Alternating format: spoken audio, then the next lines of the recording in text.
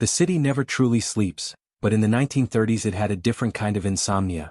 One shaped by whispered deals and dim back rooms, by shadows moving in alleyways, by a quiet empire built not with crowns or thrones but with fear, loyalty, and calculation.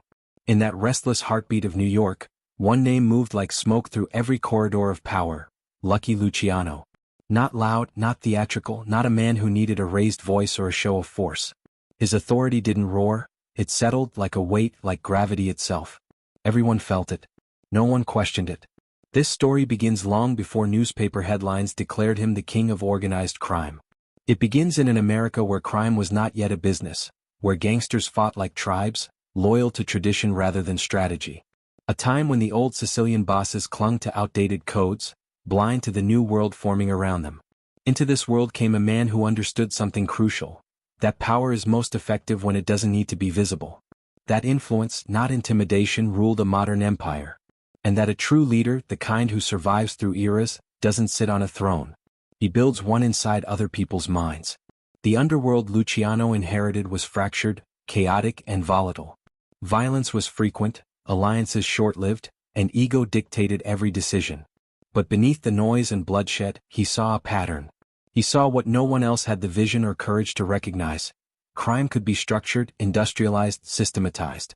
It could run with the efficiency of Wall Street and the discipline of a military operation. All it needed was someone willing to break the old rules without hesitation. Someone willing to sacrifice tradition for evolution. Yet the very reason his story captivates us today is not because he ruled. Many men have ruled. It is because he ruled without needing to constantly assert it. His power did not live in ostentatious displays or extravagant violence. It lived in quiet decisions, in networks, in alliances, in the subtle manipulation of people's motives and fears. It lived in the way he observed the room rather than dominating it. In how he turned enemies into tools and allies into pillars. His influence was not loud, it was inevitable. And inevitability is the most frightening kind of control. The rise of Lucky Luciano forces us to confront deeper questions about human nature. How does a man build an empire strong enough to outlive him? How does someone with no official title become one of the most influential figures in American criminal history? And what does it reveal about us, about society, about power, about ambition, that such a man could thrive in plain sight while staying hidden at the same time?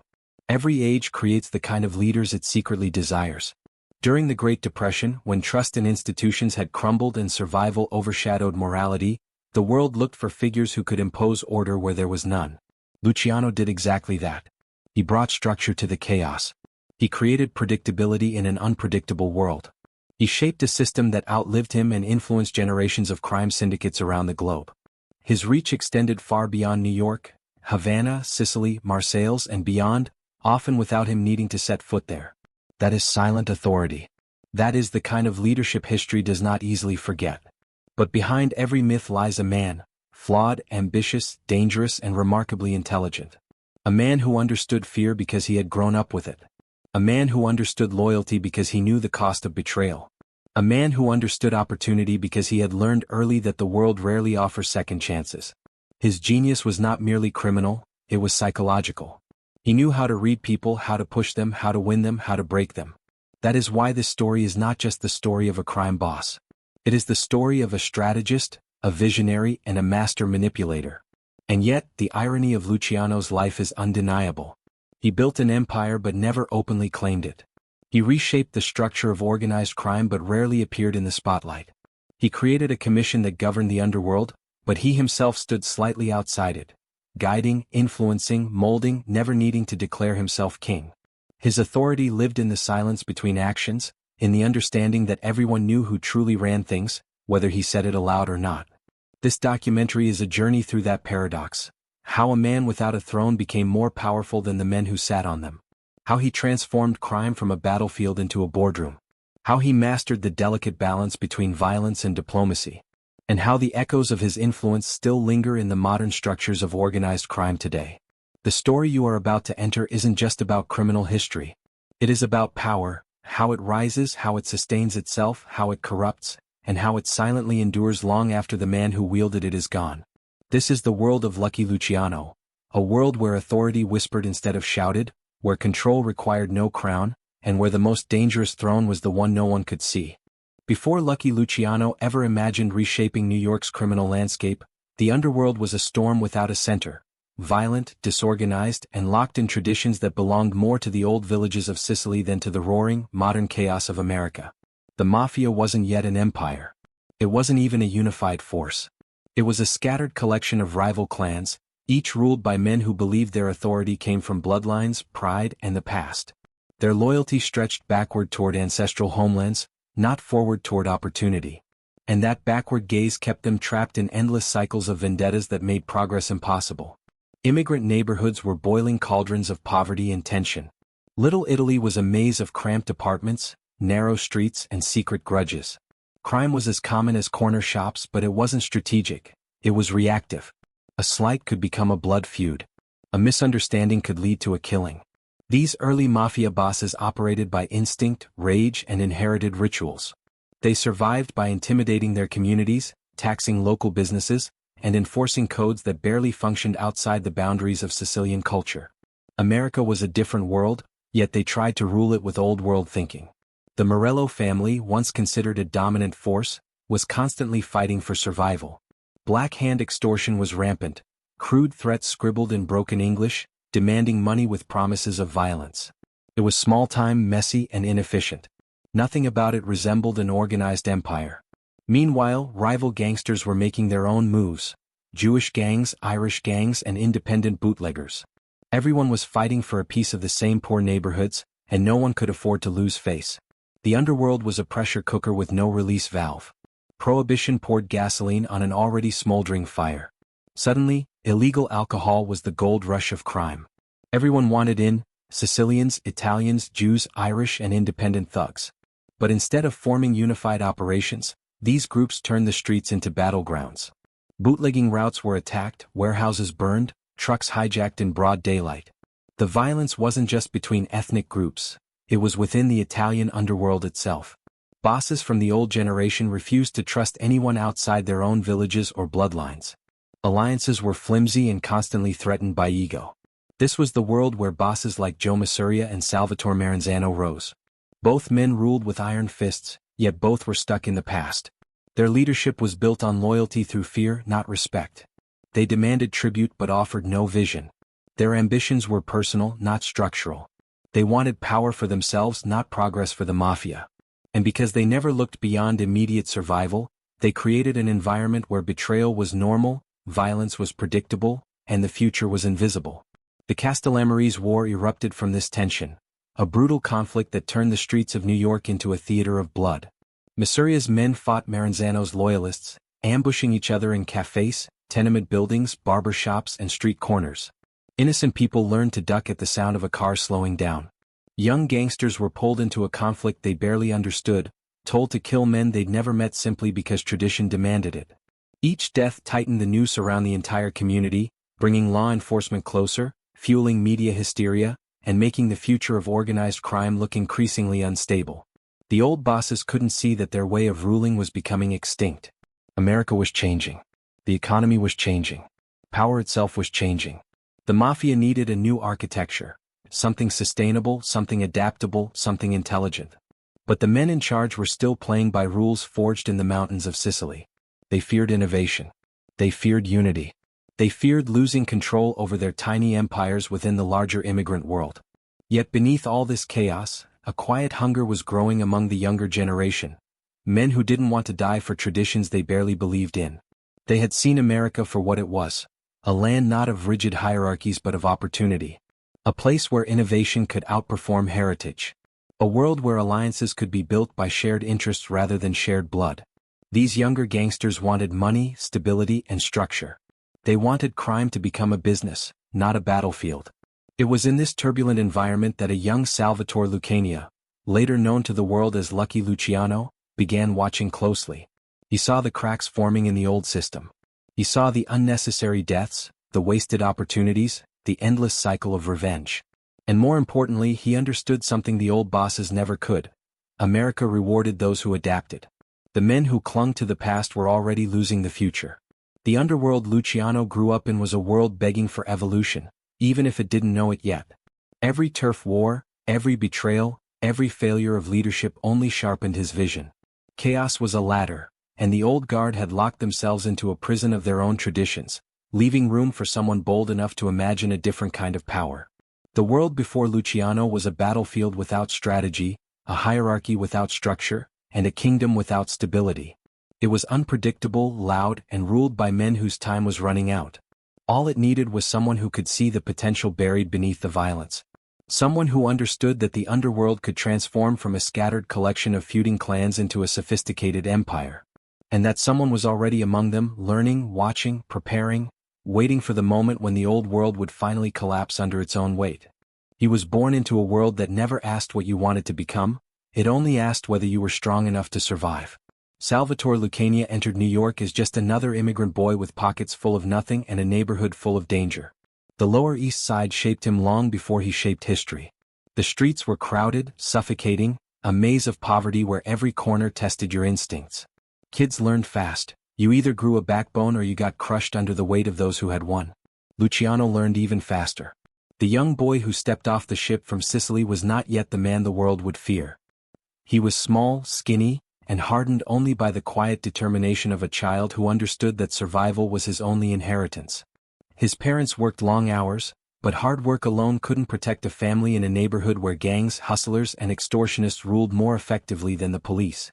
Luciano watched how things operated, not from the outside but from the doorsteps, stairwells, and alleys of the tenement world where crime and survival blended into one blurry reality. Every day he saw who got respected and who got ignored, who got paid and who got stepped on, who controlled the streets and who avoided them. It didn't take long before he started making choices that would define him. He began running errands for older boys, learning the rhythms of illicit trade before he even understood their consequences. Small tasks became slightly bigger ones. Coins became dollars. And with every step deeper into the street world, he felt a strange sense of belonging, not to the danger but to the control it offered. In a life where nothing was guaranteed, the streets gave him something society never would: leverage. He became friends with kids from every background, Italians, Jews, Irish. The old Sicilian men hated it, muttering that mixing with outsiders would only bring problems. But Luciano didn't care about their fears. He saw something they didn't. On the streets, alliances mattered more than ancestry. Skills mattered more than bloodlines. And trust formed not through tradition but through action. That belief, unusual and almost rebellious for the time, would later help him build the most diverse and effective criminal network the United States had ever seen. One of those early friendships was with a quiet, sharp-minded boy named Meyer Lansky. Their meeting felt ordinary then, but it would become one of the most significant partnerships in American underworld history. Lansky wasn't physically imposing, but he had a strategic mind far beyond his age. Luciano recognized intelligence when he saw it. He understood that strength came in many forms, and that the kid everyone underestimated was exactly the kind of ally who could change the game. The two boys shared the same instincts for reading people, the same hunger for more than their surroundings offered, the same disdain for the limits imposed on them by tradition or poverty. Yet Luciano's early life wasn't a smooth rise. He found trouble easily, or maybe trouble found him. Arrests came early, long before he fully understood the legal system. These experiences didn't frighten him. If anything, they emboldened him. Every encounter with law enforcement taught him how the game worked, how officers thought, how systems failed, and how loopholes waited for someone smart enough to exploit them. He watched who got released and who got locked up. He noticed that the men who played the system survived, while the ones who tried to challenge it head-on ended up forgotten. Then came a moment that would scar him physically but sharpen him mentally, the kidnapping that left him beaten, cut, and permanently disfigured. Some said he refused to pay protection money. Others whispered it was a warning from rivals who felt threatened by how quickly he was rising. Whatever the truth, the result was the same. The young Salvatore Lucania emerged from the ordeal with a face marked by violence but a mind marked by clarity. The scars didn't weaken him. They hardened him. They reshaped him. They gave him the kind of aura that followed men long before their reputation arrived. One eyelid drooped, giving him a look that blended calm with danger, a face that seemed permanently unbothered even in chaos. That was when people began calling him Lucky. Not because he was fortunate but because he survived things other men didn't. He walked away from trouble repeatedly, as if destiny itself kept opening doors for him. But he knew the truth: luck wasn't something handed to him. It was something he created by understanding people better than they understood themselves. He knew when to talk, when to stay silent, when to threaten, when to charm. And he knew how to make others feel they were making their own choices, even when he was guiding them toward his preferred outcome. By his late teens he had already begun operating like a future boss. He wasn't just hustling for himself, he was organizing. He formed small crews, built networks, and created systems that made more money with less risk. While other young gangsters chased quick scores and bragged about them, Luciano preferred consistency and strategy. He didn't want chaos, he wanted control. He wanted to understand every moving piece, every player, every weakness. He wanted to transform the unpredictable world around him into something navigable, manageable, profitable. And through all of this, his ambition grew quietly, like a shadow stretching toward a future only he could see. He didn't dream small. He didn't want to be another neighborhood tough guy or a footnote in someone else's story. He wanted power, not the kind earned through fear alone, but the kind built through influence, alliance, and design. He wanted a seat at the table where real decisions were made, even if he had to build that table himself. What makes Luciano's rise remarkable is not simply that he climbed from poverty to power, but that he saw the world differently from the moment he entered it. He recognized patterns others ignored. He understood that the future of crime in America wouldn't belong to those who clung to old-world grudges or outdated codes. It would belong to the ones who adapted. The ones who connected different worlds. The ones who understood that loyalty could be created, not inherited. By the time he reached adulthood, the street kid Salvatore Lucania had already begun shedding his old identity. He was becoming Lucky Luciano, a man shaped by hardship, sharpened by survival, and driven by a vision no one else of his generation possessed. His transformation was not sudden. It was not dramatic. It was methodical, intentional, and rooted in a lifetime of watching, learning, and waiting. The boy from the Lower East Side had absorbed everything the streets could teach him. And soon, the world would see what he intended to do with those lessons. He entered the next phase of his life with a sharpened mind, hardened instincts, and a growing understanding that the world rewarded not the strongest, but the most adaptable.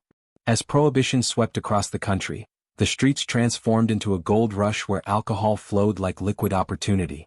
This era didn't just create criminals, it created empires. And for Luciano, it became the perfect stage to evolve from a streetwise hustler into the blueprint of the modern American mobster. Prohibition did something incredible. It made ordinary men wealthy beyond imagination and gave ambitious ones the chance to rewrite the rules of power.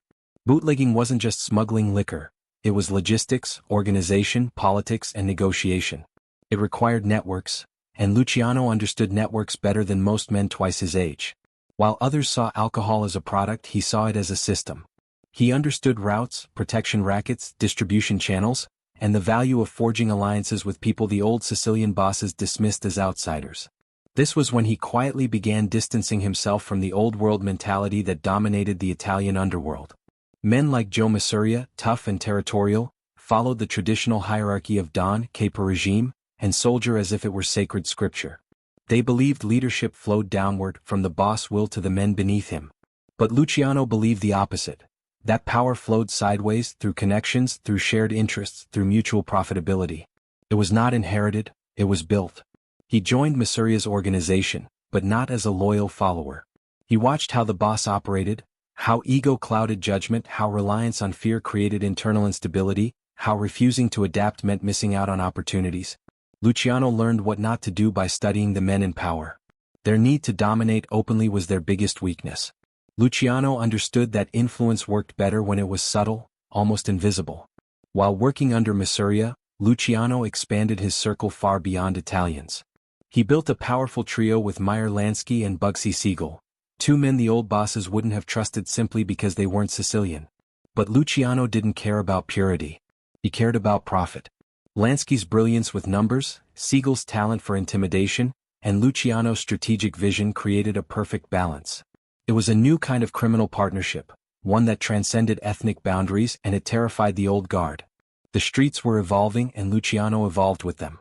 He understood that the Irish controlled political connections, the Jews controlled financial networks, and the Italians controlled manpower. If someone could unite these forces, they would dominate the underworld completely.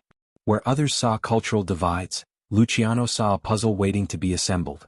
His rise accelerated when he began managing bootlegging operations with the efficiency of a modern CEO. He diversified suppliers, arranged transportation fleets, and created distribution lines that made illicit liquor flow like a legitimate supply chain. He shared profits generously, not out of kindness, but because he understood the psychology of loyalty. Men don't betray the person who feeds them. They betray the one who controls them. It was during this period that Luciano perfected the persona that would define him. Calm, calculating, diplomatic, yet capable of violence when necessary. He didn't need to shout. He didn't need to prove himself. People sensed his resolve, the quiet assurance that he could make or break fortunes with a single decision. He played the long game, avoiding unnecessary killings and focusing on strategy. This allowed him to move through the chaos of prohibition with a sense of purpose while others lost themselves in greed and impulsive violence. But even as he built alliances and expanded operations, he faced danger from all sides. Rivals saw his growing influence. The older bosses recognized his ambition. And then came the night that nearly ended everything, the infamous kidnapping and beating that left him with a permanent droop in his eyelid. Many believed it was orchestrated by Mafia to remind him who held the power. Others blamed Maranzano, Mafia's rival. But Luciano survived, and survival only deepened his resolve. His scars became symbols of resilience, markers of a man who refused to break. Emerging from that ordeal, Luciano no longer tolerated being a subordinate. He had seen too much incompetence among the old guard to continue playing their game. He began carefully positioning himself as a bridge between the young generation craving change and the old generation clinging desperately to authority. He brokered peace where he could, fueled conflict where it benefited him, and continued building a network that operated silently beneath the surface. His reputation grew not because he boasted about his accomplishments, but because others began whispering his name. He became the man people contacted when deals needed to be made, when conflicts needed to be settled, when profits needed to be shared. He became indispensable, a role far more powerful than being a mere foot soldier or even a consigliere. Slowly he gained influence over men who were older, more experienced, and more violent. He did it through intelligence, not intimidation, through negotiation, not brute force. For every gangster who ruled through fear, Luciano ruled through relevance. And relevance in the underworld is far more enduring. By the early 1930s, Luciano was no longer just a rising star, he was a force the entire city felt. He moved between worlds effortlessly, the Italian neighborhoods, the Jewish clubs, the Irish bars, the corrupt political offices, the lavish hotel suites where deals were made. He knew every corridor of power and every man who walked through it. What makes this period of his life so fascinating is how quietly he rose. There was no single dramatic event that marked his arrival. No bloody takeover. No public announcements. His ascent was a series of calculated moves, long-term strategies, and relationships built on mutual gain. While other young gangsters chased headlines, Luciano built foundations. He didn't just grow within the criminal world, he outgrew it. He began imagining something bigger, an underworld that didn't rely on outdated rituals, one that operated like a corporation, one with structure instead of chaos, rules instead of vendettas, and money instead of blind loyalty driving its decisions. This vision was forming even before he had the power to execute it. But its seeds were planted here, in the Prohibition years, when he first saw the possibility of an organized crime syndicate that mirrored the world of legitimate business. The street kid had become a strategist. The hustler had become a negotiator. The follower had become a visionary. And as the world around him teetered between opportunity and destruction, Lucky Luciano prepared to redefine what it meant to be a mobster in America. Not through force, but through innovation. He wasn't just rising, he was transforming. And the underworld had no idea how profoundly that transformation was about to reshape its future. By the time Luciano had reached his mid-20s, he had already seen the weaknesses of the old world bosses and the chaos that Prohibition had magnified. He understood, with remarkable clarity, that the Italian underworld could survive and thrive only if it evolved, if it abandoned outdated hierarchies, petty vendettas, and rigid traditions in favor of a system built on logic, efficiency, and discipline. This insight would become the cornerstone of what history would call the modern mafia.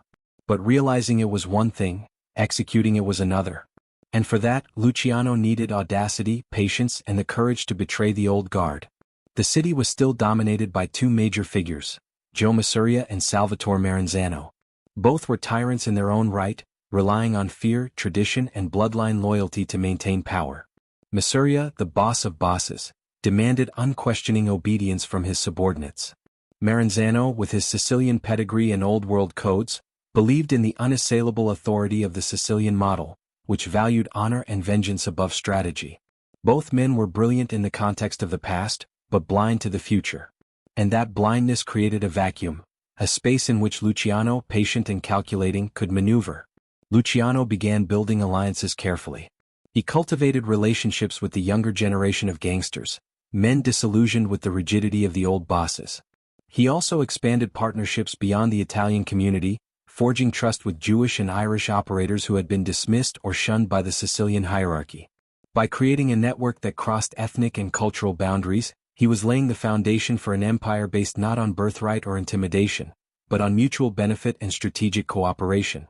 He understood that in order to implement his vision, he needed to dismantle the existing system from within. That meant challenging Mafia directly but subtly. Luciano did not openly defy the boss. Instead, he manipulated the internal dynamics, exploiting rivalries, insecurities, and greed. He positioned himself as indispensable to Mafia, trusted enough to rise in rank yet ambitious enough to plan for a time when the old guard would fall. It was a delicate game, one wrong move could cost him his life, but Luciano thrived in such calculated risk. The Castellamarese War was both a catalyst and an opportunity. Violence erupted between Mafia's loyalists and Maranzano's supporters, plunging the city into chaos.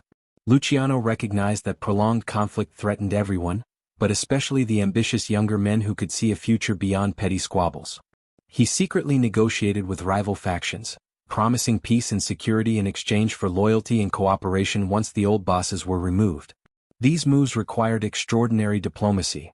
One misstep could expose him as a traitor, yet his skillful handling of relationships allowed him to manipulate both sides, ensuring that when the time came he could act decisively. The turning point came in the form of betrayal and strategy. Luciano arranged the assassination of Joe Mafia in 1931, an act that shocked the underworld but also demonstrated the precision of his planning. The hit was executed cleanly, signaling that the young generation was ready to assume control. Mafia's death left a power vacuum, but instead of seizing it for personal glory, Luciano moved carefully, waiting for the right moment to consolidate power. He allowed Maranzano to declare himself boss of bosses, while quietly preparing to undermine him. Luciano understood that overt ambition could be dangerous. Subtlety, patience, and control were far more effective weapons. Within months, Maranzano himself was eliminated, a victim of the very structure he sought to dominate. Luciano had orchestrated a coup not through chaos alone, but through calculated alliances, careful timing, and psychological manipulation. He had learned from the mistakes of the past. A successful takeover required more than violence, it required organization, communication, and loyalty. By the age of 28, Luciano had effectively reshaped the Italian underworld.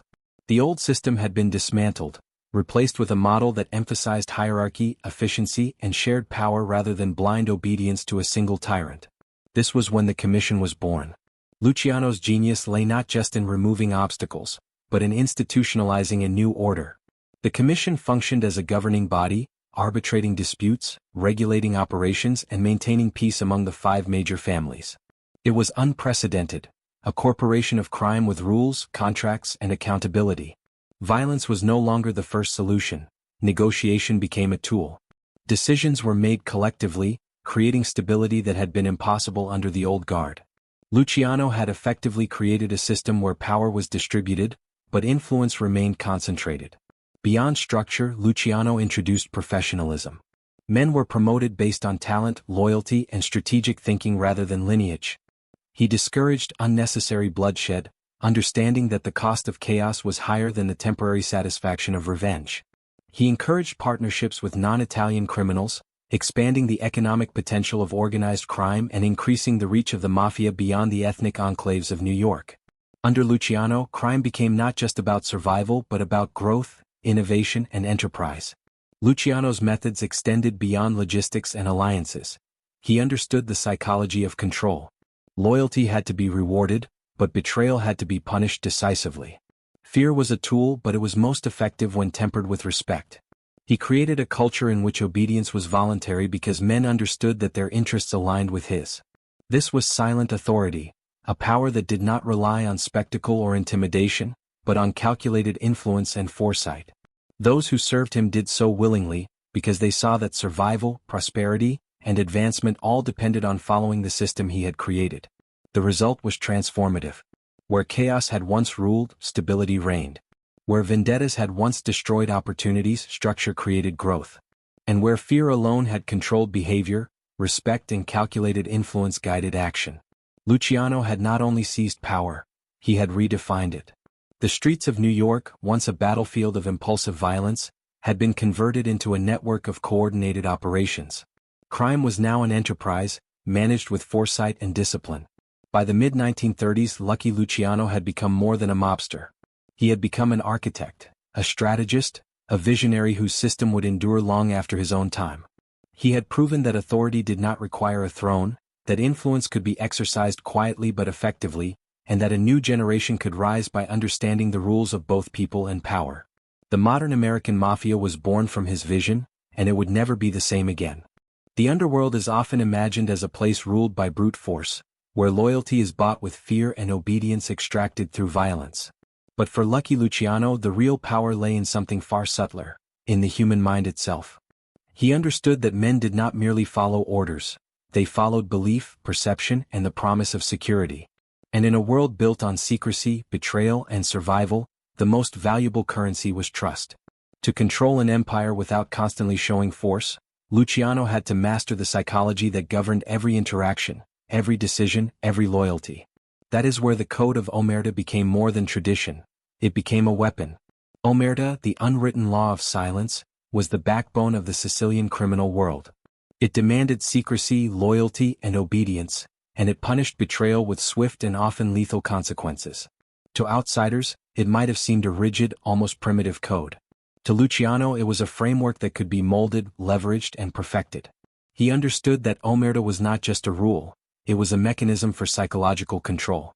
It created fear, yes, but it also created predictability, loyalty, and a sense of honor, elements that could be calibrated to maintain order across a sprawling, complex network of criminal activity. Luciano's genius lay in the way he applied omerta selectively and strategically.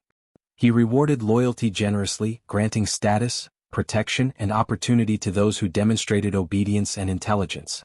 Men who followed him were not merely subordinates, they became partners in his vision. This cultivated a culture where obedience was voluntary because it was profitable, not coerced by immediate threat. At the same time, betrayal was punished swiftly and decisively, sending a message that disloyalty would always carry consequences. But unlike the old bosses, Luciano ensured these punishments were measured and meaningful, not chaotic or impulsive. The men under him learned that their fates were predictable, and that stability was a valuable commodity, one that required careful navigation of both loyalty and fear. Omerta also served a deeper purpose. It created a psychological hierarchy that extended beyond visible power. Men never knew who was truly in control at any given moment, but they understood that someone was. The ambiguity was deliberate. Luciano's authority did not need to be proclaimed because it was internalized by everyone around him. They followed his vision not out of blind fear, but because they recognized his skill, foresight, and ruthlessness. In essence, he weaponized the human desire for security, respect, and self-preservation, aligning it with his own objectives. This psychological mastery extended to negotiation and conflict resolution. Luciano rarely relied on public displays of violence to settle disputes. Instead, he understood that the perception of power could be as effective as power itself. A calm conversation in a dimly lit office could achieve what a shootout in the streets could not. He read men, their motivations, insecurities, and ambitions, and used that understanding to manipulate outcomes in his favor. Allies were strengthened, enemies neutralized, and the system remained stable because everyone believed that the rules were fair and enforced. Even the way he structured his organization reflected this psychological insight. The Mafia was no longer a hierarchy based solely on brutality or inheritance. Luciano's promotion system rewarded intelligence, loyalty, and adaptability. Men advanced not because of family ties or strength, but because they understood and embraced the code he had shaped. By aligning personal ambition with organizational loyalty, he created a self-reinforcing system in which men's incentives matched the objectives of the empire. It was a sophisticated psychological strategy disguised as tradition. Moreover, Luciano recognized the importance of perception outside his immediate circle. The police, politicians, and rival gangs all believed in the power of the Sicilian Code, and he used that belief to his advantage. By adhering to omerta publicly while bending its application privately, he maintained an aura of invincibility. People feared that he could strike at any time, that betrayal would not go unpunished, but they also respected that his methods were precise and calculated. This balance of fear and respect kept the underworld stable even as his empire expanded. The psychological reach of Omerta also influenced everyday interactions. Men were constantly aware of the consequences of their words, their alliances, and their actions. Every decision carried weight, every loyalty mattered. Luciano's ability to manipulate these dynamics ensured that the underworld operated like a machine, predictable in its function yet invisible in its control. Men moved according to patterns he had set, often without realizing it, and the empire thrived on this unseen coordination. Luciano's mastery of psychology extended to the use of incentives beyond fear and loyalty. Money, opportunity, and protection became tools to reinforce obedience. A man who demonstrated initiative and intelligence might be rewarded with a new enterprise or a share of profits, creating an environment where ambition was harnessed rather than suppressed. Conversely, those who wavered or betrayed trust were not only punished but also isolated, reinforcing the psychological message that loyalty was essential for survival and advancement. The beauty of this system was its subtlety. Unlike chaotic violence or authoritarian displays, Luciano's control was embedded in the minds of those around him. Men didn't just follow orders, they internalized them. They didn't simply obey, they believed in the rules, in the structure, and in the inevitability of his authority. By shaping thought as much as action, Luciano created a level of discipline and cohesion that had never existed in the American underworld before. Ultimately, the psychology of Omerta under Luciano's guidance became more than a set of rules, it became the invisible architecture of an empire. It allowed him to maintain order, extend influence, and manipulate both friends and foes without constantly asserting physical dominance. It was a system where the mind became the battlefield, where loyalty was cultivated, fear was strategic, and authority was silent yet absolute. In this way, Luciano demonstrated that the most powerful weapon in organized crime is not the gun, the knife, or the threat, but the mind, both his own and those of the men who unknowingly served his vision. Luciano understood early on that crime could no longer be a series of impulsive short-term hustles if it was to endure. The streets of New York had proven that violence alone could not create wealth, it could only maintain power temporarily.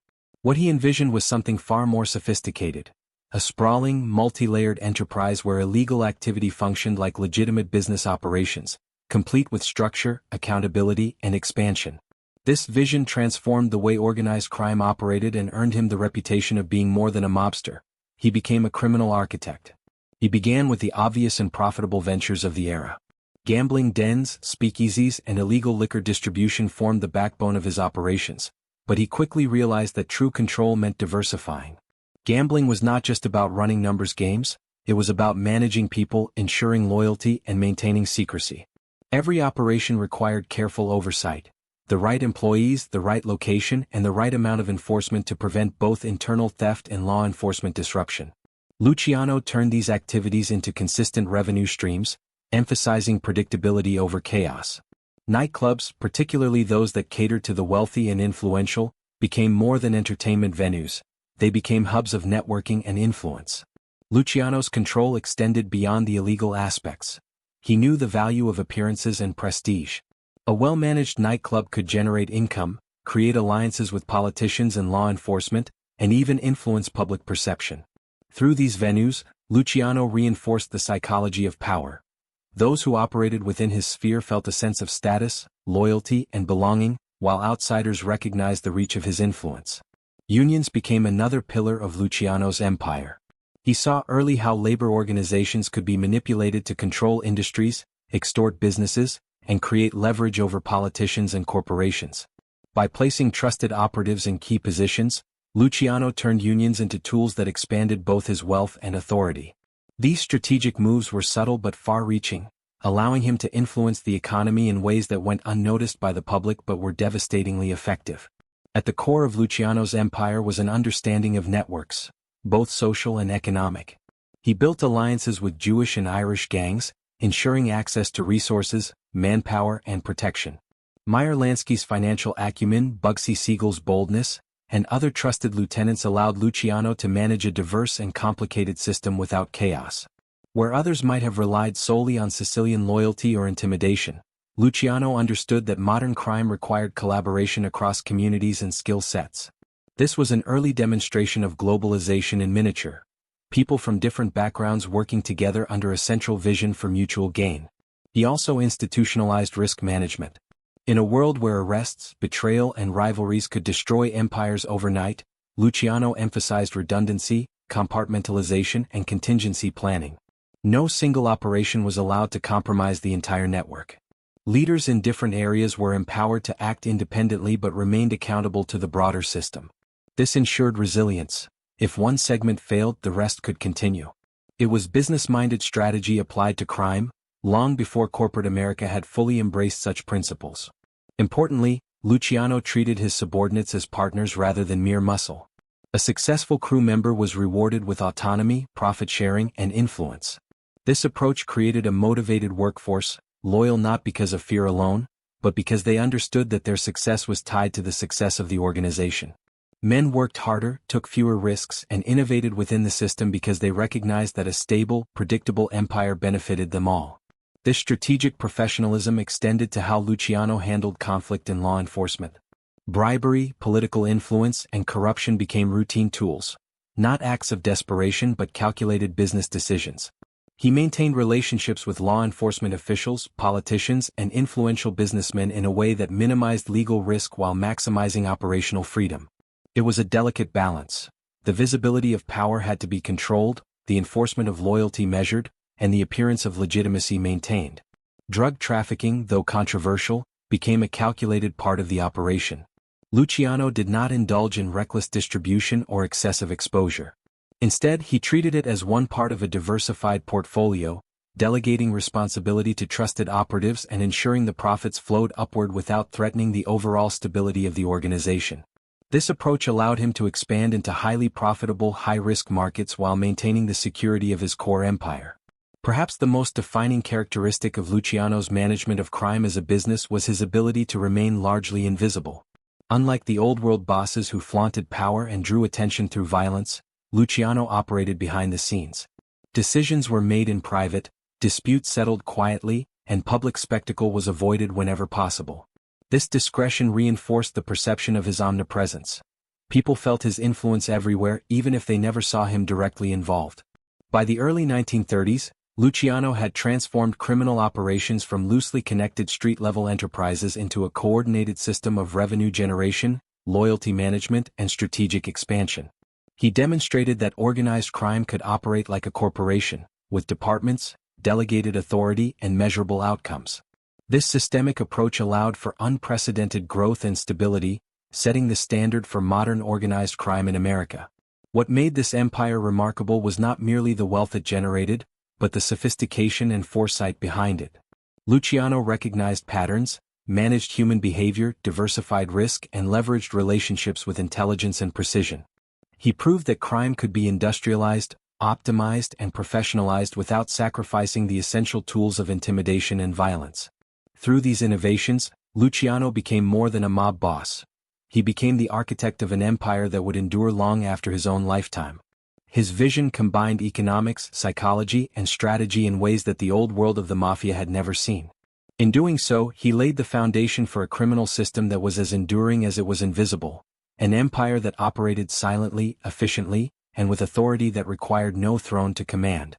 By the mid-1930s, Lucky Luciano's empire had grown into a sophisticated network of operations, yet the world around him remained volatile. Rivalries, grudges, and old loyalties simmered beneath the surface, and the underworld was never truly peaceful. The illusion of stability was fragile, dependent on constant negotiation, observation, and sometimes ruthless intervention. The streets that had once been his proving ground were now a complex chessboard, and Luciano had to navigate it with both caution and precision. His genius was not in the absence of conflict, but in how he managed it, often invisibly, often before anyone realized it existed. The term hidden war aptly describes this period of Luciano's life. While the public saw well-managed speakeasies, organized gambling rings, and prosperous nightclubs, the underworld pulsed with tension. Rival factions tested boundaries, challenged territories, and plotted assassinations. Each threat, no matter how small, carried the potential to unravel years of careful organization. Yet Luciano understood that overt confrontation was often counterproductive. True control came from anticipation, intelligence, and manipulation rather than brute force. He treated threats as problems to be solved strategically, not merely obstacles to be destroyed. One of the most significant challenges came from former allies who resented Luciano's rapid rise. Younger gangsters, ambitious and impatient, sometimes misjudged his patience for weakness. Older bosses, still loyal to outdated codes and traditions, viewed him as a dangerous upstart. These tensions required deft handling. Luciano cultivated loyalty among his men not only through reward but through respect for competence. Those who demonstrated skill and reliability were promoted and trusted. Those who faltered or questioned his authority were sidelined quietly, ensuring that disruptions were minimized without drawing attention. The hidden war also extended to law enforcement and political structures. Corruption had always been part of the underworld, but Luciano's approach was methodical. He didn't simply bribe officials. He cultivated relationships that created systemic advantages. Police officers, judges, and politicians who were loyal or indebted became part of an invisible safety net, allowing operations to run smoothly and threats to be neutralized before they escalated. The war was not always fought on the streets. Often it was fought in offices, back rooms, and social clubs, where influence and information were more powerful than guns. Territorial disputes continued to flare up, particularly in areas where economic stakes were highest. Neighborhoods rich with bootlegging profits, gambling revenues, and union influence were constantly contested. Luciano handled these disputes with a combination of diplomacy and intimidation. He negotiated settlements that favored his long-term interests, often turning potential rivals into allies. When negotiation failed, he did not hesitate to use decisive force, but such interventions were surgical rather than chaotic. By carefully choosing when and how to act, he maintained the perception of both fairness and omnipotence. A critical element of managing this hidden war was intelligence. Luciano developed a network of informants, scouts, and intermediaries who provided real-time updates on rival movements, police actions, and economic opportunities. This allowed him to anticipate threats before they became crises. Knowledge was power, and Luciano wielded it ruthlessly. Every piece of information was analyzed, every pattern studied, and every decision calculated. This level of strategic awareness gave him a near-omniscient presence in a world where visibility could be deadly.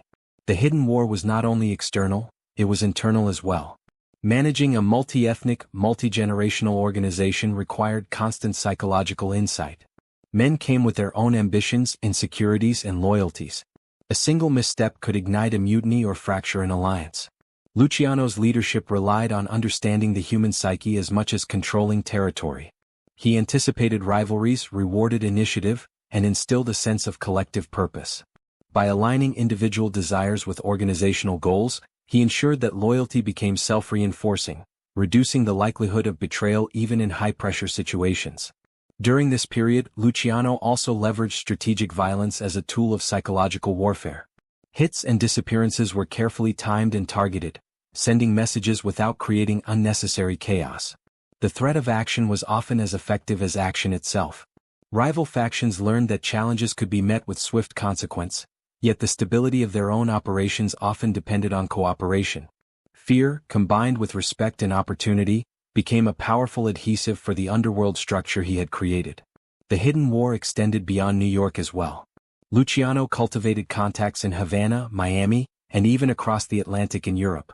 Smuggling routes, financial networks, and operational knowledge were shared with trusted allies, creating a buffer against both competition and law enforcement. His vision was global, and even in this early stage he operated with an awareness that control was not confined to a single city or street. Expansion was strategic, leveraging influence and information to preempt conflict rather than react to it. By the end of this period, Luciano's empire had survived the tests of ambition, rivalry, and law enforcement pressure. The hidden war, though largely invisible to outsiders, shaped the contours of modern organized crime. It demonstrated that power in the underworld was not simply a matter of violence or fear, but of psychological insight, strategic planning, and the careful orchestration of relationships. Every alliance, every negotiation, every subtle maneuver strengthened his influence and reinforced his authority. This was the era in which Luciano solidified his reputation not merely as a gangster, but as a strategist, a diplomat, and a master of unseen control. The underworld had learned a critical lesson. While others fought publicly for dominance, Luciano fought quietly for survival, stability, and long-term power. The hidden war was not about winning battles, it was about winning the game entirely. And in that game few could see the board, but everyone could feel the hand guiding it. Through the careful management of both conflict and cooperation, Lucky Luciano transformed a chaotic, violent, and fragmented underworld into a disciplined, efficient, and highly profitable network. The hidden war demonstrated the depth of his vision and the extent of his influence, proving that true power often operates behind the scenes, unseen but undeniable, shaping outcomes before anyone else realizes the game is even being played. The facade of control that Lucky Luciano had so carefully constructed was never guaranteed to last.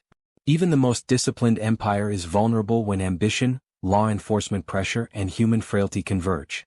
By the late 1930s, Luciano's network had reached unprecedented levels of sophistication, yet the seeds of his downfall were already being sown. Power, after all, carries attention. Influence draws scrutiny. And while Luciano had mastered the art of invisible control, the forces arrayed against him were becoming increasingly focused, patient, and relentless. It began with a combination of internal vulnerabilities and external pressures. Despite his intelligence and foresight, no system is perfect. Rival factions, some still loyal to the old guard, harbored grudges. Ambitious lieutenants within his own ranks occasionally tested boundaries, either out of impatience, ego, or miscalculation. Each of these minor cracks carried potential consequences. Luciano had spent years building loyalty, but human nature is unpredictable, and the higher he rose, the more precarious his position became. The law also began closing in. Federal authorities, emboldened by Prohibition's end and the increasing visibility of organized crime, turned their attention to the most influential figures in New York's underworld. Luciano, despite his careful discretion, was too prominent to escape scrutiny. The combination of investigative persistence and growing public pressure created a perfect storm. Undercover operations, informants, and surveillance became tools that slowly chipped away at the safety of his empire. Every transaction, every contact, every meeting carried the risk of exposure. Betrayal played a critical role in the beginning of his fall. Men who had once been loyal either turned informant under pressure or were co-opted by federal authorities. The psychology that had once allowed Luciano to control his organization, a careful mix of respect, fear, and incentive, was vulnerable to legal pressure. The very code of omerta that had protected him for years was now being tested against the sophisticated machinery of the law. In some cases, former allies provided testimony that directly threatened the foundation of his empire. His personal life also began intersecting dangerously with his criminal world. Social connections, romantic entanglements, and interactions with influential figures created exposure. Luciano had always operated with calculated visibility, carefully managing appearances to reduce risk. Yet the very nature of power means scrutiny follows closely. Investigators watched the movements of his lieutenants, mapped networks of influence, and identified the critical nodes of his operations. Over time the net tightened. The arrests and convictions of lesser associates were a warning sign that even his invisible empire had vulnerabilities. Street-level operations, while well-managed, became points of entry for investigators seeking to reach the top. Luciano's careful compartmentalization, a brilliant strategy for efficiency and control, now had the unintended consequence of providing authorities with pieces of evidence that, when connected, revealed the broader architecture of his organization. It was a slow, inexorable pressure like water eroding stone. Meanwhile, enemies outside his organization sensed opportunity. Rivals long frustrated by his rise saw that the moment of his vulnerability had arrived. Conspiracies began forming, subtle alliances made, and whispered threats circulated. Violence, once tightly controlled under his system, now became a tool wielded by those desperate to reclaim influence. Even a master strategist like Luciano could not fully predict or prevent human ambition from interfering with carefully laid plans. The tipping point arrived with federal investigations into prostitution and labor racketeering. Luciano's involvement in vice operations, while carefully concealed, was eventually traced through a combination of testimony, surveillance, and circumstantial evidence. The indictment was not a sudden event but the culmination of years of observation, infiltration, and methodical legal work. For all his genius in controlling men, money, and territory, the law ultimately found the cracks that human loyalty and operational exposure had left behind. His arrest was both dramatic and inevitable. Men who had once worked silently under his direction now faced moral and legal dilemmas that forced them into cooperation with authorities. The intricate web of loyalty that had sustained him began to unravel. Even those who remained faithful realized that survival might require distancing themselves from the man who had built the empire. The psychology that had once made him untouchable was now being tested against the mechanisms of justice. Luciano's response was characteristic of the man himself, measured, strategic, and psychologically astute. He understood that panic or rash action would only hasten his downfall. Instead, he began assessing his options, weighing loyalty, leverage, and the potential for negotiation. Survival, after years of mastering human behavior, now depended on applying the same principles against a legal system he had long avoided. The beginning of Luciano's fall is not a story of immediate destruction but of slow, mounting pressure. Internal betrayal, law enforcement scrutiny, and the ambitions of rivals combined to create a precarious situation that no empire, however brilliant, could entirely withstand. What had once been invisible power now became the focal point of attention, and the carefully cultivated structures that had allowed him to control men and operations were suddenly at risk. This period marked the transition from untouchable strategist to a man forced to confront the fragility of even the most meticulously crafted power. The fall begins was not an abrupt collapse, but a gradual tightening of constraints, a psychological siege in which every choice mattered, and every misstep could become fatal. It demonstrated a crucial lesson. In the world of organized crime as in life, control is never absolute, and the higher one rises, the more perilous the descent becomes. Luciano's empire, though vast and sophisticated, was suddenly vulnerable to forces both predictable and unforeseen. His genius had protected him for years, but now the convergence of law, betrayal, and ambition signaled that the era of silent, invisible dominance was entering its most dangerous chapter. Survival would require every ounce of intellect, cunning, and psychological insight that had brought him to power, and even then the outcome was uncertain. The courtroom became the stage upon which Lucky Luciano's empire would face one of its most critical battles. Unlike the wars he had waged in shadowy alleys or backroom deals, this conflict was public, relentless, and unforgiving. The media descended like vultures, hungry for sensational headlines, while federal prosecutors, determined to make an example of the man who had redefined organized crime, meticulously laid out their case. For Luciano, it was no longer just a test of power or loyalty, it was a trial of survival, influence, and the very principles upon which he had built his empire. From the moment the indictment was announced, the legal machinery moved with precision. Investigators pieced together years of surveillance, testimony from former associates, and financial records, creating a narrative that linked Luciano directly to prostitution rings, labor racketeering, and the broader criminal network he had constructed. Every witness was a potential threat, every cross-examination a trap. Yet even in this hostile environment, Luciano remained calm, the droop in his eyelid a permanent reminder of resilience, the face of a man who had survived countless physical and psychological battles. The courtroom drama was not only about facts and evidence, it was a battle of perception. Luciano's lawyers understood that public opinion mattered as much as the jury's verdict. Newspapers sensationalized the story, portraying him as both a ruthless mastermind and a symbol of the moral decay of urban America. The pressure was immense and the psychological stakes high. Luciano, however, had spent a lifetime reading people, understanding motives and manipulating perceptions. He knew how to project confidence, composure, and control even when every element of his world was under scrutiny. Inside the courtroom, testimony was explosive. Former associates, coerced by the threat of severe sentences, recounted details of operations that had once been carefully hidden. Each revelation chipped away at the invisible walls he had built around his empire. Prosecutors painted a picture of a man who controlled vice, labor, and illicit enterprise with unmatched cunning. Yet for every accusation, there was a counter-narrative, a subtle defense, or a calculated silence. Luciano had always understood the power of what was unsaid. In a courtroom as on the streets, the mind of the observer could be as critical as the words spoken. The trial also exposed the human element behind the empire. Witnesses displayed fear, loyalty, and hesitation, revealing the complex relationships that had sustained him. Some testified reluctantly, torn between survival and allegiance. Others sought to protect themselves by implicating him, turning the very code of omerta against him. It was a psychological battlefield, where every statement could influence the jury and every gesture could sway opinion. Luciano, ever the strategist, monitored reactions closely, adjusting his demeanor to maintain an aura of control despite the relentless scrutiny. Media coverage intensified the drama. Newspapers ran lurid headlines describing the king of crime, in stark, sensational detail. Public fascination grew, drawing attention not only to the specifics of his operations but also to the broader narrative of morality, corruption, and the struggle between law and organized crime. This created external pressure on the judicial system to deliver a decisive outcome. Luciano had long understood the power of perception. Now, in the glare of public attention, he had to navigate not only the courtroom but the court of public opinion. Strategically, the trial also forced him to confront the limits of influence. While he had managed men, politicians, and unions with skill, the legal system operated under its own set of rules, often impervious to intimidation or bribery.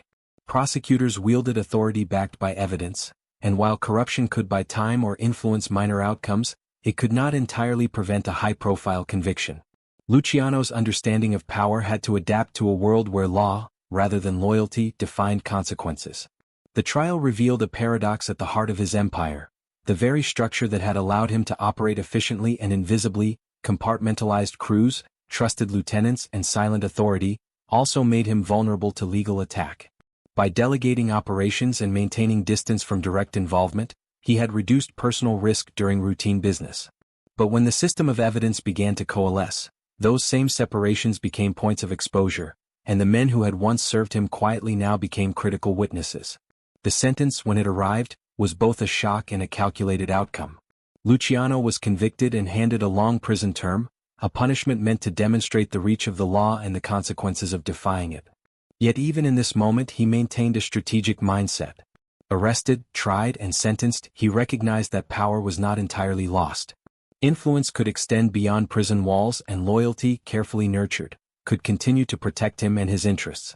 The trial and sentencing were not merely legal events, they were symbolic. They illustrated the clash between the old notions of criminal invincibility and the emerging authority of federal law enforcement. For Luciano, they represented both a personal challenge and a test of the resilience of the empire he had built. The courtroom became a microcosm of his life's work, a complex interplay of strategy, psychology, loyalty, and influence.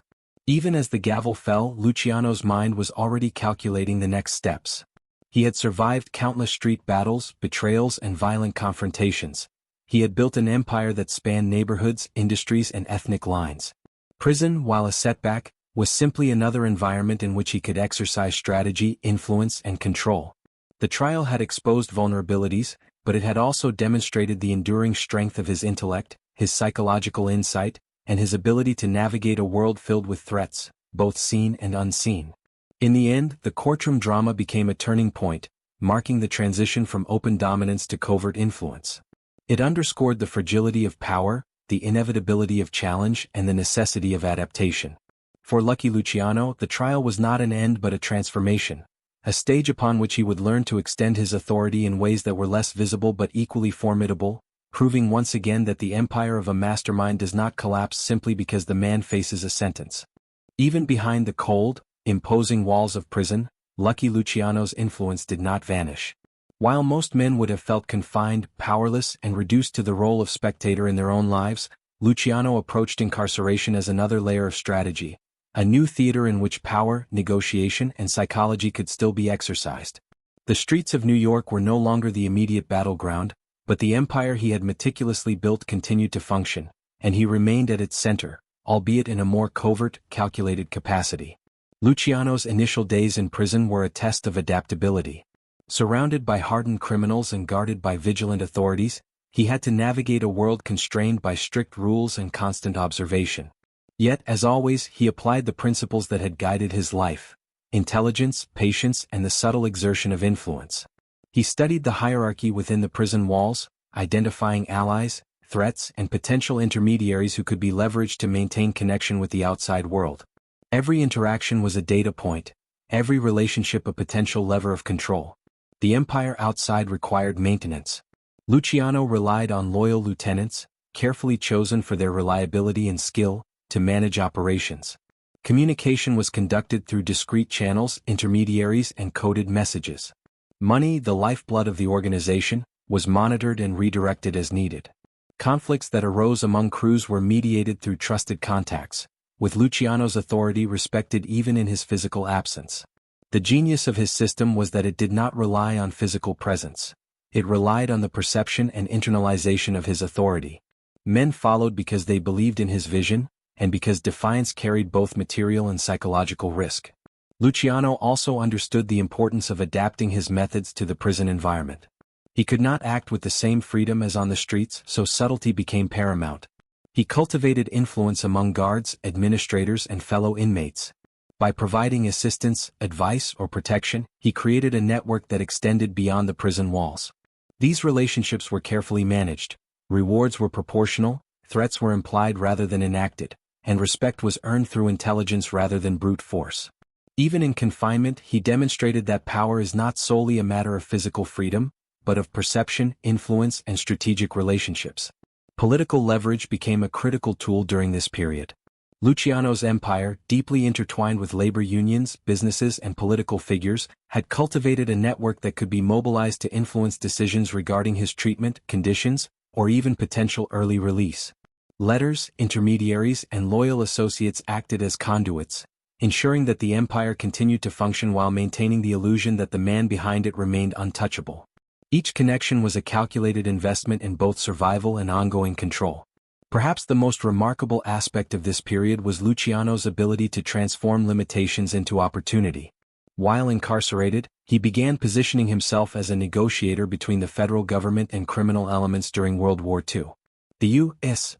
government, recognizing the strategic value of his influence over port operations and labor unions, sought his cooperation in ensuring smooth logistics for military shipments. Luciano, ever the strategist, leveraged this opportunity to not only demonstrate value to powerful external actors but also to secure improved conditions and influence for himself and his associates. It was a masterclass in turning constraint into leverage. Even within the prison hierarchy, Luciano exercised quiet dominance. Men who might have seen him as merely a high-profile inmate quickly recognized his intelligence, foresight, and capacity to resolve conflicts. Disputes among inmates, questions of resource allocation, and issues of loyalty became arenas in which Luciano subtly reinforced his reputation. He did not need to intimidate through violence. He guided outcomes through negotiation, persuasion, and the strategic display of insight. His authority, though invisible to outsiders, remained palpable to those who understood the mechanics of power. Financial operations continued under his watchful eye. Luciano maintained oversight of gambling networks, nightclubs, and union-related enterprises, ensuring that profits were protected, disputes managed, and expansion continued. Delegates acted as extensions of his will, reporting successes and challenges, and receiving guidance that aligned with the broader strategy he had long established. The sophistication of this system ensured continuity, proving that an empire built on intelligence and structure could survive even the most disruptive events. Psychologically, prison required a constant calibration of presence and absence. Luciano knew that perception could be as powerful as action. By maintaining calm composure, projecting confidence, and demonstrating insight, he ensured that both allies and rivals respected his continued authority. Rumors, subtle interventions, and carefully timed communications reinforced the notion that his influence extended beyond bars and walls. He became an omnipresent figure in absentia, a man whose absence was felt more acutely than presence might have achieved. Through all of this, Luciano never abandoned long-term thinking.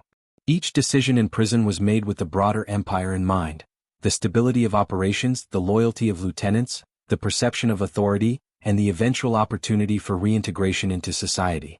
He anticipated challenges, planned for contingencies, and ensured that even setbacks were absorbed without systemic disruption. The psychological acumen he had honed over decades now served as the linchpin of survival and continued influence. By the end of this period, it was clear that Luciano's power had not diminished, it had evolved. He had transformed incarceration into a platform for strategic influence, leveraging loyalty, intelligence, and perception to maintain control. Men outside the prison walls deferred to his guidance, associates continued to execute his vision, and even government actors recognized his ability to mobilize resources effectively. Power behind bars demonstrates a crucial truth about Luciano. True authority is not defined solely by physical freedom or visibility, but by intellect, foresight, and psychological mastery. Even confined, he remained the central node of an empire that spanned cities and industries, proving that leadership is as much about the mind as it is about action, and that influence can be exercised silently, invisibly, and with lasting effect. Luciano's release from prison and subsequent deportation marked a new chapter in a life that had been defined by strategy, adaptability, and an uncanny ability to turn even adversity into opportunity. By the mid-1940s, the underworld he had built in New York remained intact, yet his physical absence from the city forced him to operate in a different arena, one that required patience, diplomacy, and the recalibration of influence. Exile could have meant the end of a career, but for Luciano, it became a stage upon which he could test the durability of his empire, extend his reach internationally, and reflect on the mechanics of power he had wielded for decades. Arriving in Italy, Luciano confronted the stark reality of displacement. The streets were foreign, the culture familiar yet altered, and his immediate control over the organizations he had built in America was limited. But he quickly adapted. Like every challenge he had faced, this one required observation, patience, and strategic positioning. Luciano began by reconnecting with trusted allies, establishing lines of communication, and assessing opportunities for influence. Even from thousands of miles away, he understood that his reputation, networks, and carefully cultivated authority could still command respect and obedience. Internationally, Luciano began exploring ways to leverage his knowledge of the American underworld, his contacts, and his reputation to expand operations or create new alliances. He was no longer operating solely in the shadows of New York. He now had the potential to exert influence across continents, linking European criminal networks with his established contacts in the Americas. The deportation, intended to diminish his power, instead became a form of strategic repositioning, allowing him to observe, advise, and influence without the constant pressure of immediate law enforcement scrutiny. During this period, Luciano's philosophy of control became evident. He did not attempt to seize power aggressively or challenge the new structures established in New York during his imprisonment. Instead, he worked quietly, cultivating influence and loyalty through intermediaries, subtle communications, and strategic advice. This restraint demonstrated both maturity and foresight. He understood that overt action could destabilize the delicate equilibrium he had fought to create. Influence, he knew, could be more powerful when exercised subtly and invisibly. Luciano also began reflecting on the lessons of his life and career. The exile forced introspection, revealing the precarious balance between ambition, risk, and morality.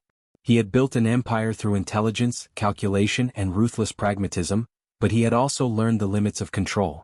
Betrayal, law enforcement, and circumstance could undermine even the most meticulously constructed systems. These reflections did not weaken him. They informed his strategies, enhancing his ability to anticipate threats and identify opportunities in a world where his direct authority was diminished. His international connections allowed Luciano to maintain relevance and influence. He advised on criminal logistics, smuggling operations, and financial strategies, often shaping outcomes without ever appearing to intervene directly. Associates in New York continued to consult him, recognizing that his insights, accumulated over decades, could prevent miscalculations and preserve stability. By positioning himself as a wise strategist rather than a hands-on operator, Luciano ensured that his influence remained intact even in exile. The psychological dimension of exile was equally significant. Luciano understood the power of reputation, and he managed it carefully. He remained a figure of respect and fear, his absence amplifying his mystique rather than diminishing it. Stories of his intellect, foresight, and strategic brilliance continued to circulate among criminals, law enforcement, and the public alike. By controlling the narrative, allowing perception to shape reality, Luciano ensured that his authority extended beyond physical presence. In Italy, Luciano also engaged in careful diplomacy with local authorities and other criminal elements. He navigated political currents, organized crime networks, and the lingering structures of post-war Europe with the same strategic mindset that had defined his life in New York. Each alliance, each negotiation, was evaluated for long-term benefit and alignment with his broader philosophy of power. He applied the same principles of patience, loyalty, and psychological influence that had allowed him to thrive in Manhattan, demonstrating that true authority transcends geography. Despite the constraints of deportation, Luciano continued to plan, advise, and influence with remarkable clarity. He cultivated an understanding of global criminal trends, observed shifts in power among American families, and advised trusted lieutenants on strategies to preserve and expand the empire. Exile became an opportunity to operate in a less visible but equally strategic manner, reinforcing the idea that real power is not defined solely by proximity, but by foresight, intellect, and the ability to shape outcomes from a distance. Throughout this period, Luciano also developed a philosophical perspective on his own life and legacy. He recognized that the empire he had built was more than a collection of businesses, crews, or illicit trades. It was a system of influence, trust, and psychological control that had endured beyond his immediate presence. This realization reinforced his belief in the principles that had guided him. loyalty, calculated risk, subtle authority, and the alignment of individual ambition with organizational objectives.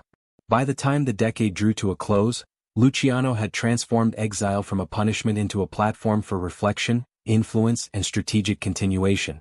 The endgame was not about reclaiming a throne or overt domination. It was about demonstrating that authority could be maintained quietly, invisibly, and effectively, even from a distance. His life in exile showcased the durability of his vision and the adaptability of his intellect, proving that a man who had once ruled the streets of New York could still shape the destiny of his empire without ever setting foot in the city. The exile and endgame of Lucky Luciano's life reveal a profound lesson about power, that it is not solely tied to presence, visibility, or immediate control, but to the ability to influence minds, manage relationships, and anticipate the moves of both allies and adversaries. Even in the face of displacement, imprisonment, and legal defeat, Luciano demonstrated that strategy, foresight, and psychological mastery could preserve authority, extend influence, and leave a legacy that transcends physical boundaries. Lucky Luciano's legacy is not measured solely by the wealth he accumulated or the territories he controlled, but by the profound and lasting impact he had on the structure, psychology, and methodology of organized crime. He was a man who transformed the underworld from a fragmented, violent collection of street gangs into a sophisticated, disciplined, and highly profitable enterprise. His innovations in organization, loyalty management, and strategic thinking set the standard for generations of criminals who followed, creating a blueprint that would define modern organized crime both in America and around the world. At the heart of his legacy was his approach to organization. Luciano was the architect of a system in which operations were compartmentalized, responsibilities delegated, and communication carefully managed. No single failure could bring down the empire because each component operated within a structured, self-reinforcing network. This approach, inspired in part by legitimate business practices, allowed criminal enterprises to function with unprecedented efficiency and resilience. By institutionalizing these practices, Luciano demonstrated that crime could be both strategic and sustainable, not merely opportunistic. He also redefined the psychological dynamics of leadership within the underworld. Previous mob bosses relied heavily on fear, intimidation, and displays of brute force to maintain control. Luciano, by contrast, understood that loyalty was most effectively cultivated through a combination of respect, reward, and carefully calibrated fear. His application of the Code of Omerta was not rigid. It was flexible, strategic, and designed to maximize obedience while minimizing unnecessary disruption. By aligning the ambitions of his lieutenants with the goals of the organization, he created a culture in which men willingly invested their loyalty, effort, and creativity into the empire's success. Luciano's vision extended beyond individual organizations to the broader criminal ecosystem. He was instrumental in creating what became known as the Commission, a governing body for organized crime families in America. By facilitating negotiation, dispute resolution, and cooperative planning among rival factions, Luciano reduced internecine warfare and increased collective profitability. This institutional innovation transformed the underworld from chaotic competition into a networked system capable of strategic planning and long-term stability. It was a radical departure from the disorganized violence that had defined mob activity in the early 20th century. The business acumen Luciano applied to criminal enterprises was equally revolutionary. He recognized that vice, gambling, labor racketeering, and other illegal trades could be run with efficiency, accountability, and foresight. He diversified revenue streams, invested in human capital, and implemented risk management strategies long before they were formalized in legitimate corporations. By treating crime as a business and criminal associates as strategic partners rather than mere enforcers, he ensured that operations remained profitable, resilient, and adaptable to changing social and legal landscapes. Luciano's influence also reshaped the relationship between organized crime and political institutions. He understood the value of alliances with politicians, law enforcement, and labor leaders, using these connections to protect operations, resolve disputes, and expand influence. By integrating strategic diplomacy into criminal enterprise, he blurred the lines between legality and illegality, showing that power could be exerted not just through force, but through negotiation, persuasion, and influence. This lesson would echo through the practices of organized crime for decades, demonstrating that success relied as much on intelligence and relationships as it did on violence. The psychological legacy of Luciano extended to law enforcement and public perception. By cultivating an aura of invincibility, operating behind the scenes, and maintaining disciplined discretion, He demonstrated that fear and respect could be more potent than constant visibility. His careful balance of subtlety and influence made him a figure of fascination and study, inspiring law enforcement strategies that sought to understand networks, hierarchies, and behavioral patterns rather than merely reacting to visible acts of violence. In many ways, he forced authorities to evolve in parallel with his own innovations. Even in exile, Luciano's influence persisted, proving that true power is not entirely dependent on physical presence. His guidance of lieutenants, counsel on strategic decisions, and ability to shape perception from abroad ensured that the systems he had built continued to function. His empire, though dispersed and decentralized, maintained coherence because it was built on principles of loyalty, intelligence, and psychological control, principles that transcended geography and circumstance. Luciano's impact also resonates in the broader cultural imagination. He became a symbol of both the allure and the danger of organized power. Films, books, and documentaries have dissected his life not merely for its criminality, but for the lessons it offers on strategy, human behavior, and the complex interplay of morality, loyalty, and ambition. He represents a figure who wielded authority with intelligence rather than mere force, and whose story illuminates the intricate psychology of leadership in any high-stakes environment. Perhaps the most enduring aspect of his legacy is the demonstration that organized crime could be a system, not chaos, a network, not a collection of gangs, and an enterprise, not a string of isolated crimes. Luciano's methods proved that structure, foresight, and psychological insight could create enduring influence, even under the constant threat of law enforcement, betrayal, or shifting social circumstances. The Mafia, in its modern form, is in many ways a reflection of his innovations, a testament to his ability to see beyond immediate gain and build an institution that could survive and adapt over decades. In the final analysis, Lucky Luciano's legacy is a combination of practical brilliance and psychological mastery. He reshaped the underworld through organization, diplomacy, and strategy. He influenced human behavior through a blend of fear, respect, and incentive, and he ensured the durability of his empire through foresight, adaptability, and subtle authority. His story is not merely one of crime, but of the architecture of power itself, how intelligence, psychology, and strategy can create systems that endure beyond the reach of any one individual. Luciano's methods and vision continue to inform organized crime, law enforcement strategies, and cultural understanding of power dynamics. He demonstrated that leadership is not always visible, that authority can be exercised silently, and that influence often outweighs brute strength. Through these innovations, he left a legacy that transcends both geography and time, proving that the mind, more than the muscle, is the true engine of empire. In the final years of his life, Lucky Luciano lived largely in exile, observing the empire he had built from a distance. Though physically removed from New York, his influence remained strong through loyal lieutenants and carefully maintained communications. Exile forced him into reflection, revealing the strategic depth of his leadership. Power, he realized, was not tied to presence but to the systems and relationships he had established. During this period, Luciano focused on preserving stability within the organization, advising on operations, mediating disputes, and ensuring that his carefully built structures endured. He also contemplated the moral and psychological dimensions of his life, recognizing the fragile balance between loyalty, fear, and ambition that had guided his empire.